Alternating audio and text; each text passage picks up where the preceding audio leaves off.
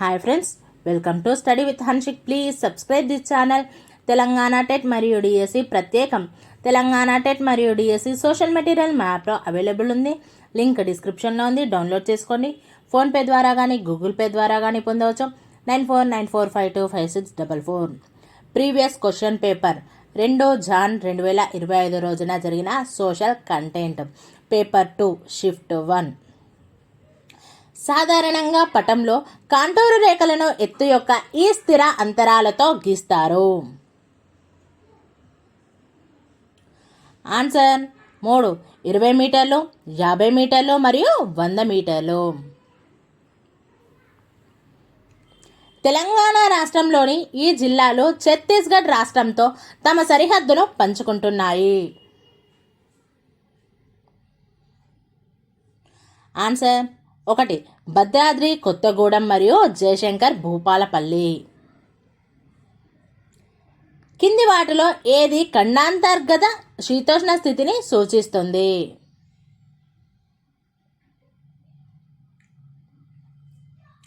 Answer 3. గరిష్ట మరియు కనిష్ట నెలవారీ సగటు ఉష్ణోగ్రతల మధ్య చాలా ఎక్కువ తేడా ఉన్న ప్రదేశాలు. భారతదేశంలోని ఈ ప్రాంతాలు సంవత్సరంలో 400 సెంటీమీటర్ల కంటే ఎక్కువ వర్షపాతం పొందుతాయి. ఆన్సర్ 2. భారతదేశంలోని ఈశాన్య ప్రాంతాలు.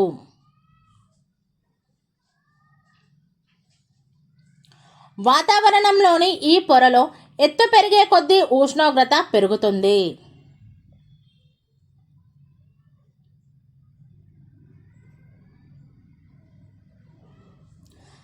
స్ట్రాటో ఆవరణం. ఈ అడవులు సాధారణంగా యుఎస్ఏ ఆగ్నేయ ప్రాంతం, దక్షిణ చైనా మరియు బ్రెజిల్ ఆగ్నేయ ప్రాంతంలో కనిపిస్తాయి. ఆన్సర్ 4. సమశీతోష్ణ సతత హరిత అడవులు.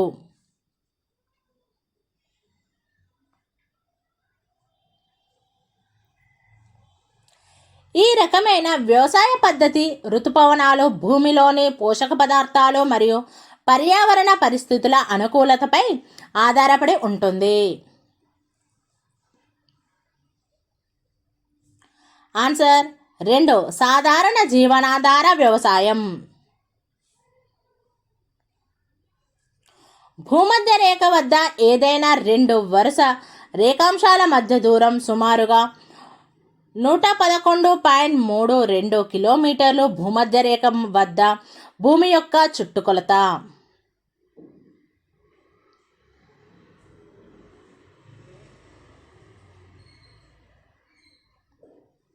ఆన్సర్ 40,075 కిలోమీటర్లు.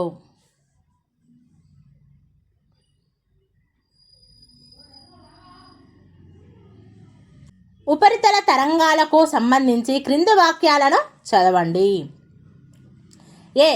భూమి అంతర్భాగంలో వివిధ సాంద్రతలు కలిగిన పదార్థాల గుండా ఉపరితల తరంగాలు ప్రయాణిస్తున్నప్పుడు వాటి వేగం మారుతుంది. బి.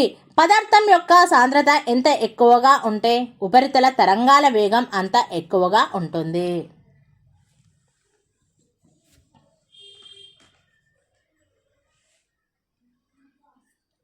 ఆన్సర్ 4. ఏ, బి రెండు సరైనవే. భారతదేశం యొక్క వైశాల్యం మరియు ప్రపంచ భౌగోళిక ప్రాంతంలో భారతదేశం యొక్క వాటా.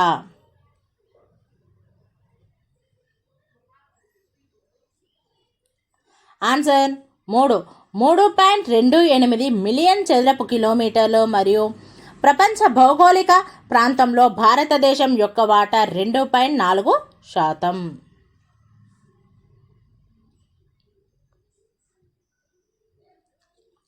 కింది వాటిలో పశ్చిమ కనుమలకు సంబంధించి సరైన స్టేట్మెంట్లను గుర్తించండి. ఏ. పశ్చిమ కనుమల ఎత్తు ఉత్తరం నుండి దక్షిణానికి వెళ్ళే కొద్దీ పెరుగుతుంది. బి. అనేముడి మరియు దొడబెట్ట పశ్చిమ కనుమల్లోని ఎత్తైన శిఖరాలు. సి. తూర్పు కనుమలు పశ్చిమ కనుమల కంటే ఎత్తైనవి. డి. గోదావరి, కృష్ణ, తుంగభద్ర మొదలైన నదులు పశ్చిమ కనుమల్లో ఉద్భవించాయి.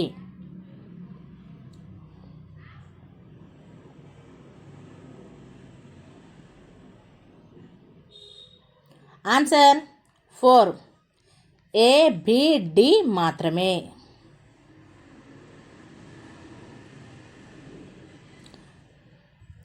మానవ అభివృద్ధి సూచిక రిపోర్టు 2021 ప్రకారం అత్యధిక మానవ అభివృద్ధి కలిగి ఉన్న సమూహంలోని దేశాలు.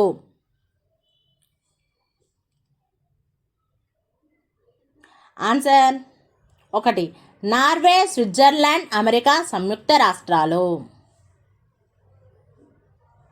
భూమధ్య రేఖకు ఉత్తర మరియు దక్షిణ దిశలలో 10 డిగ్రీల మరియు 30 డిగ్రీల అక్షాంశాల మధ్య ఈ పవనాల కారణంగా తూర్పు తీరంలోని భారీ వర్షాలు కురుస్తాయి మరియు పశ్చిమం వైపు వెళ్ళే కొద్దీ వర్షాలు తగ్గుతాయి. ఆన్సర్ 3 వ్యాపార పవనాలు. కింది వాటిలో పంజాబ్, హర్యానా, పశ్చిమ ఉత్తరప్రదేశ్లో నేల క్షీణతకు ప్రధాన కారణం ఏది?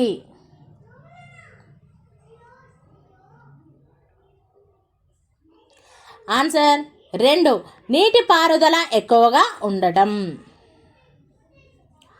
చైనాలో భూస్వామ్య విధానాన్ని, సామ్రాజ్యవాదాన్ని వ్యతిరేకించే సామాజిక వర్గాలన్నీ ఈ సిద్ధాంతం ఆధారంగా ఏకమయ్యాయి.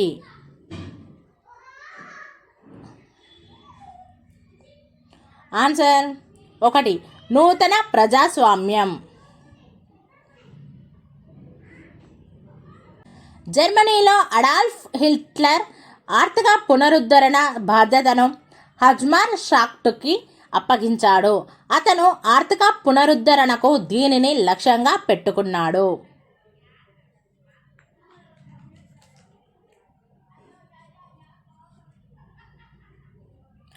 ఆన్సర్ 2 ప్రభుత్వ నిధులతో ఉపాధి కల్పన కార్యక్రమం ద్వారా సంపూర్ణ ఉత్పత్తి మరియు సంపూర్ణ ఉపాధి.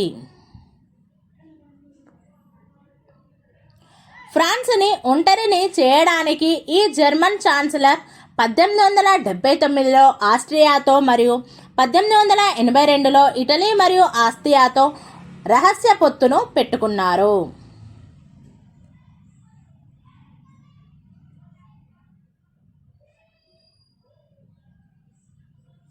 ఆన్సర్ 4 ఓటో వాన్ బిస్మార్క్.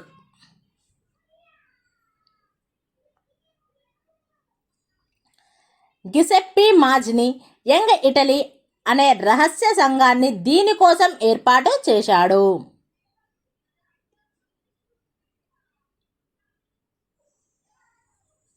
ఆన్సర్ 2 ఇటలీని ఏకం చేసి ఇటాలియన్ రిపబ్లిక్గా చేయడం. కింది స్టేట్మెంట్లలో ఏది సామ్యవాదం అనే భావనను ఉత్తమంగా వివరిస్తుంది?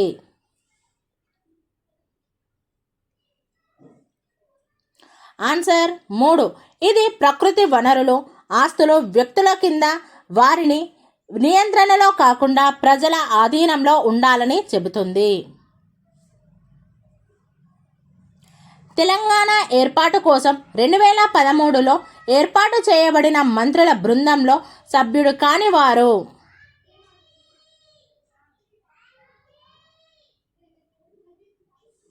ఆన్సర్ 2 రాజ్నాథ్ సింగ్.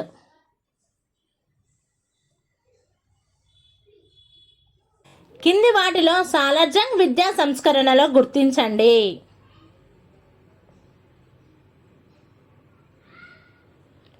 ఆన్సర్ 2 పాశ్చాత్య విద్యను ప్రవేశపెట్టడం. ఆల్ ఇండియా ముస్లిం లీగ్ మొదటి అధ్యక్షుడు?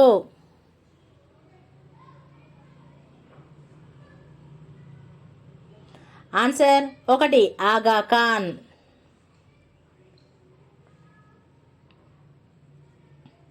ఈ సిద్ధాంతంలో దాదాబాయి నౌరోజీ భారతదేశం నుండి బ్రిటిష్ వారు విస్తారమైన సంపదని ఎలా తీసుకువెళ్లారో వివరించారు.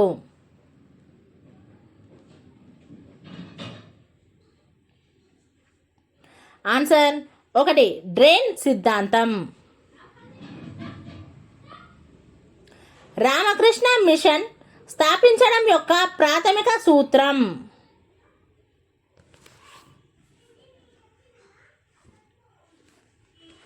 ఆన్సర్ 2 మానవ సేవే మాధవ సేవ. క్వీన్ విక్టోరియా 1858 ప్రకటన దీని కొరకు ఉద్దేశించబడింది.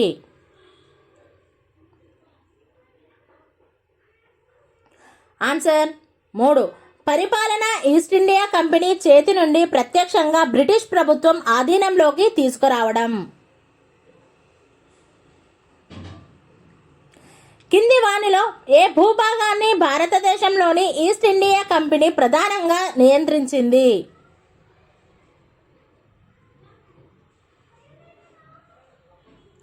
ఆన్సర్ 3 పాండిచ్చేరి. భారత రాజ్యాంగ ప్రవేశిక యొక్క ముఖ్య ఉద్దేశం.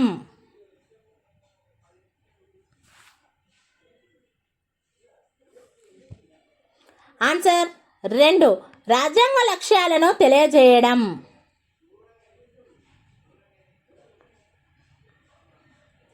భారత రాజ్యాంగం స్వేచ్ఛ, సమానత్వం మరియు సౌభ్రాతృత్వం అనే సూత్రాలను ఈ దేశ రాజ్యాంగం నుండి స్వీకరించింది.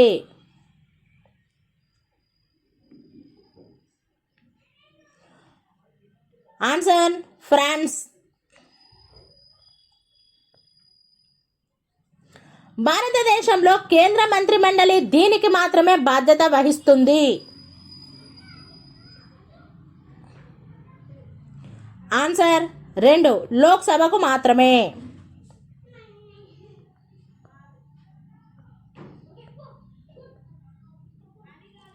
ఇచ్చిన స్టేట్మెంట్లను అధ్యయనం చేసి సరైన స్టేట్మెంట్లను ఎంచుకోండి. ఏ సెక్రటేరియట్ ఐక్యరాజ్య సమితి ప్రధాన పరిపాలనా విభాగం. బి సెక్రటేరియట్కి సెక్రటరీ జనరల్ అధిపతిగా ఉంటాడు. అతను భద్రతా మండలి సిఫార్సులపై జనరల్ అసెంబ్లీ ద్వారా 5 సంవత్సరాల కాలానికి నియమించబడతాడు. సి ఐక్యరాజ్య సమితి ప్రధాన అంగాల మరియు ప్రత్యేక సంస్థల నిర్ణయాలను అమలు చేయడం సెక్రటేరియట్ ప్రధాన విధి.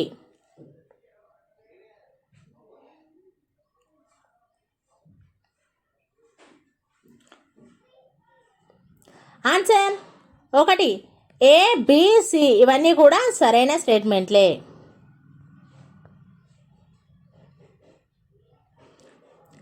భారత రాజ్యాంగంలోని ఆదేశక సూత్రాలు వీటిని కలిగి ఉంటాయి.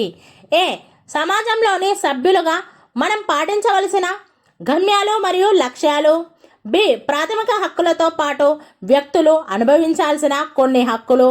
సి ప్రభుత్వం అనుసరించాల్సిన కొన్ని విధానాలు.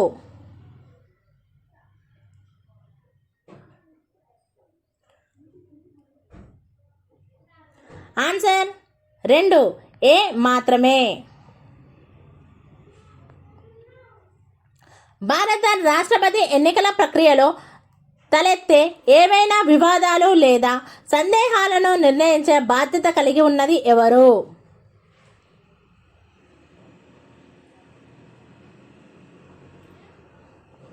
ఆన్సర్ 3 భారత ప్రధాన న్యాయమూర్తి. కింది వాటిలో ద్విసభలను శాసనసభ మరియు శాసనమండలిని కలిగి ఉన్న రాష్ట్రాలు.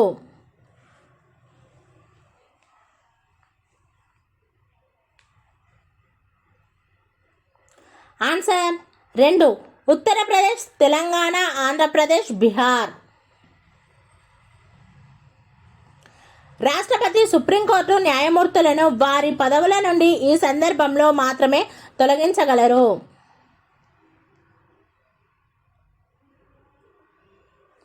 ఆన్సర్ 1 తప్పుడు ప్రవర్తన లేదా అసమర్థత నిరూపించబడినప్పుడు. కింది వాటిలో 1989లో ఐక్యరాజ్య సమితి రూపొందించిన బాలల హక్కుల కిందికి రానివి.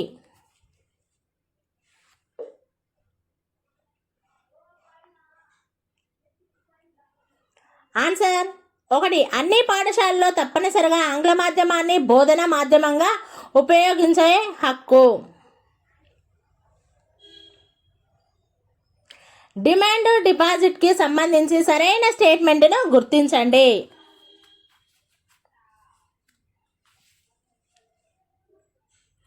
ఆన్సర్ 3, డిమాండ్పై మాత్రమే ఉపసంహరించుకునే డిపాజిట్.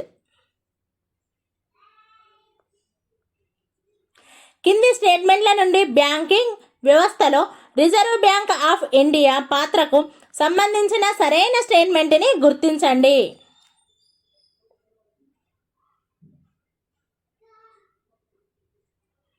ఆన్సర్ 1, ఇది బ్యాంకింగ్ వ్యవస్థను పర్యవేక్షిస్తుంది మరియు మార్గదర్శకాలను జారీ చేస్తుంది. టోకు ధరల సూచికను కొలవడానికి కింది వాటిలో ఒకటి పరిగణలోకి తీసుకోబడదు. ఆన్సర్ 3, చిల్లర ధరలలో ఎంపిక చేసిన వినియోగ వస్తువులు.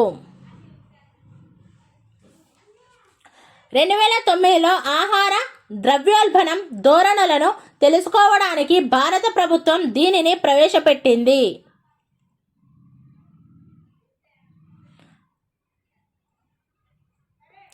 ఆన్సర్ 3, ఆహార ధరల సూచిక.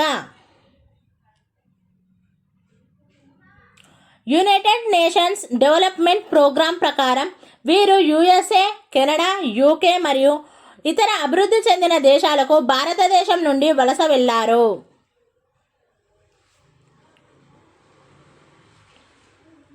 ఆన్సర్ 2, సాంకేతిక నైపుణ్యం, వృత్తి అనుభవం ఉన్న వ్యక్తులు. ప్రధానమంత్రి జన్ ధన్ యోజన యొక్క ప్రాథమిక లక్ష్యం.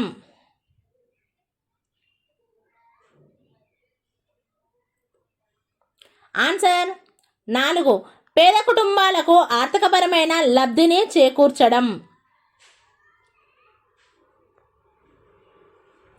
కింది వాటిలో మార్చి నెలలో సౌరపుటానికి సంబంధించి సరైన స్టేట్మెంట్ని గుర్తించండి.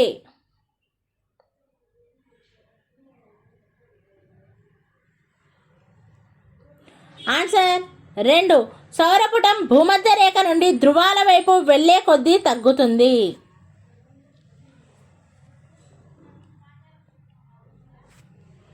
కింది వాటిలో ప్రాథమిక హక్కు ఉల్లంఘన కానిది ఏది?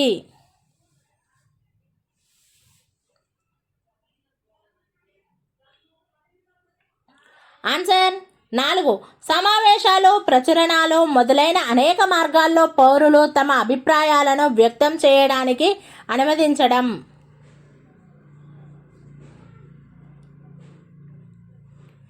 కింది వాటిలో సేవా రంగానికి సంబంధించి సరైన స్టేట్మెంట్ను గుర్తించండి.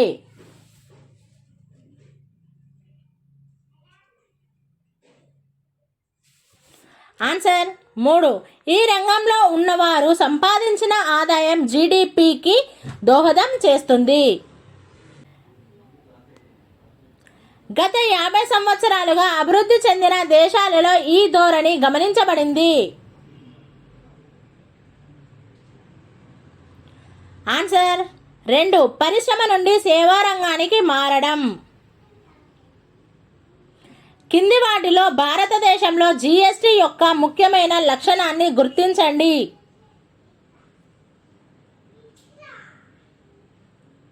ఆన్సర్ 1, దేశం మొత్తానికి ఒకే పన్ను.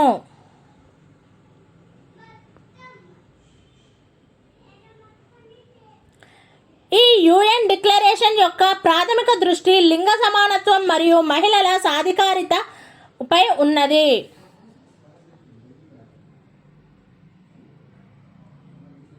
Answer 3, Beijing declaration and programme of action 1995.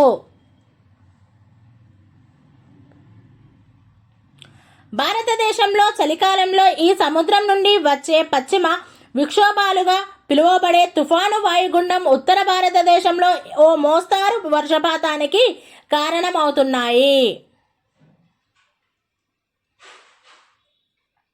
Answer 4, మధ్యధరా సముద్రం. Thank you friends. ఈ వీడియో కనుక నచ్చినట్లయితే లైక్ చేయండి, షేర్ చేయండి, కామెంట్ చేయండి, సబ్స్క్రైబ్ చేయండి ఫ్రెండ్స్.